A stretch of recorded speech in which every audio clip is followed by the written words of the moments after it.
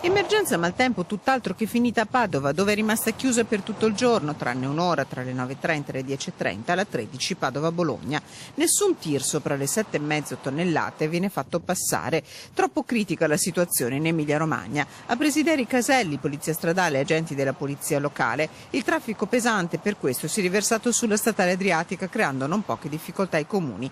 A Battaglia Terme il sindaco ha firmato l'ordinanza che revoca in via del tutto eccezionale il divieto di transito ai tir nel territorio, in attesa della riapertura dell'autostrada. Intanto migliora la situazione sia nella Bassa, dove riapriranno domani le scuole rimaste chiuse per pericolo ghiaccio, sia sui colli euganei, dove le strade sono percorribili. Non si allenta la morsa del freddo su tutta la provincia, con minime di 5-6 gradi inferiori alla media stagionali e vento di bora che sui colli ha toccato punte anche di 90 km/h.